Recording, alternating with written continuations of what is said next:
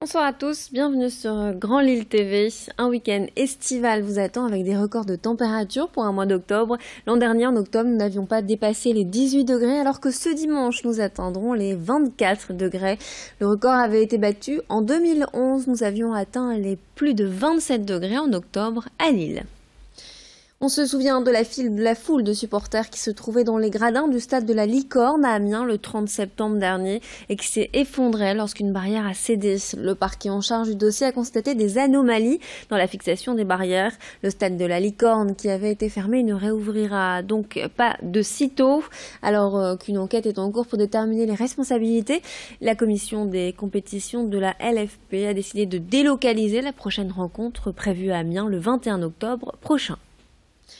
Ce week-end, la métropole de Lille sera, si oui ou non, elle sera la prochaine capitale mondiale du design. Ce samedi, la World Design Organization rendra sa décision depuis Turin. La métropole lilloise fait partie des 2 finalistes avec Sydney. 170 collégiens de la métropole ont passé une après-midi en immersion dans le commissariat central de Lille. Dans le cadre du programme Avenir, les collégiens ont la possibilité de découvrir le métier de policier, des expériences qui leur permettent d'avoir toutes les cartes en main pour choisir leur orientation. Ils ont pu découvrir la police technique et scientifique, mais aussi les équipes cynophiles, la brigade équestre ou encore la formation motocycliste urbaine départementale. Les collégiens ont aussi partagé un temps d'échange et de discussion sur les problématiques des jeunes en matière de drogue et de harcèlement. Je vous propose d'écouter plus d'explications à ce sujet au micro d'Idil Gunay. Il y a encore beaucoup de passion pour cette profession. Alors bien évidemment, quelquefois, il peut y avoir des tensions entre la police et les jeunes, mais plus on se connaît, moins il y a de tensions. Donc c'est pour ça qu'on fait connaissance et qu'on leur fait découvrir un petit peu notre quotidien pour qu'ils puissent voir que les policiers sont des hommes et des femmes comme tout le monde.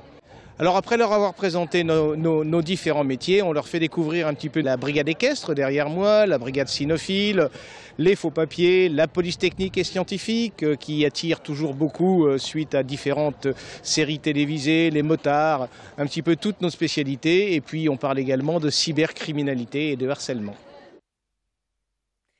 En mai dernier, la librairie Tirlois à Lille, spécialisée dans la religion, a fermé ses portes faute de rentabilité. Cette fermeture avait suscité de nombreuses réactions de soutien de la part de la clientèle. Face à cette mobilisation, la gérante d'une librairie à Tournai, Céline Guillaume, a décidé de rouvrir une librairie religieuse baptisée La Procure. La nouvelle librairie se situe rue Basse et a ouvert ses portes ce vendredi matin. Elle propose 4000 références et devrait doubler son offre dans les prochaines semaines. Ce lieu est dédié en grande partie au christianisme, mais aussi à l'islam, au judaïsme et aux philosophies orientales. Céline Guillaume, la gérante, a monté la librairie en concertation avec une ancienne employée de la librairie Tirlois. Idil Gunay a rencontré la nouvelle gérante. Ça, c'est une préoccupation de tous les libraires du réseau La Procure. Évidemment, on s'inscrit complètement dedans. C'est de redonner une image moderne et vraiment moderne à la librairie religieuse, qui n'est pas du tout poussiéreuse. Et en fait, la foi chrétienne est toujours d'actualité. Il y a un spectacle Jésus qui sort ces jours-ci à Paris. Et c'est vraiment, on voit combien le message du Christ a encore beaucoup de choses à nous apporter aujourd'hui encore. Donc on essaie simplement de passer ce message, de faire comprendre à nos contemporains combien ce message chrétien a du sens et peut encore éclairer nos vies. Aujourd'hui, 2000 ans plus tard, il n'a pas pris une ride. Dimanche dernier, un bébé girafe a vu le jour à Belloir, le centre de loisirs qui se trouve à Ypres, en Belgique. Je vous propose de faire sa connaissance avec ce beau reportage signé Vincent Vieillard.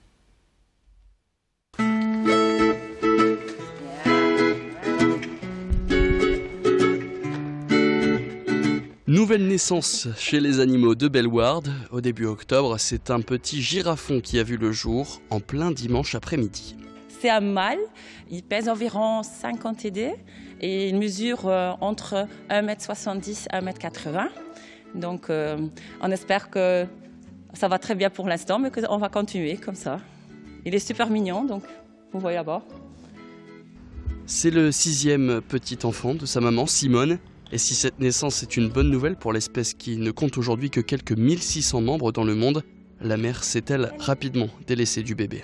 Sa mère a repoussé le bébé, donc on l'a mis directement à part. C'est la nature en fait qui a choisi que c'est nous qui doit élever le petit bébé. Voilà donc les soigneurs de Bellewaerde transformés en nounou pour girafe et un petit qui est extrêmement chouchouté. C'est notre petit bébé. Il est dans un petit enclos maintenant pour la nuit, avec son lit et le chauffage. Donc à 20 degrés environ ici, température normale, quoi. On prend chaque matin aussi la température de lui et le soir pour faire un check-up si tout passe bien. On donne maintenant pour l'instant le biberon donc chaque 2-3 heures avec d'abord c'était 2 jours du colostrum et maintenant c'est déjà du colostrum avec du lait normal. Il commence très bien à connaître nous avec le biberon. Il se pose directement debout donc c'est marrant à voir. Pour les nouvelles nounous, seule s'est posée la question de la nourriture. De quel animal peut être tiré le lait qui nourrira le girafon? Les girafes sont des ruminants, donc ils sont tout proches d'une vache. Donc on a pris du lait d'une vache en fait, qu'on prend maintenant, on le chauffe et on le donne après dans un biberon.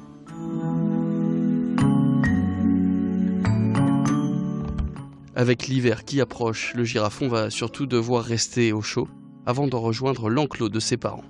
On va le tenir maintenant ici 1 mois dans le grand box et le petit box avec le chauffage, comme ça qui pousse très bien et qu'on peut aussi faire chaque jour le check-up etc. Après on verra la température en fait parce qu'il vient l'hiver, si on va le sortir ou pas, déjà avec le reste. Sinon dans quelques mois il peut sortir dans le grand clos avec tous les autres girafes ici. Et d'ici 2 à 3 ans, le petit rejoindra un autre zoo pour éviter les possibles affrontements avec son père et continuer de reproduire son espèce avec de nouvelles femelles. Et vous pouvez retrouver l'intégralité de ce beau reportage sur notre page Facebook. Voilà, c'est la fin de notre édition. Tout de suite, un point complet sur votre météo et nous on se retrouve au prochain quart d'heure pour la suite de vos informations. Restez avec nous.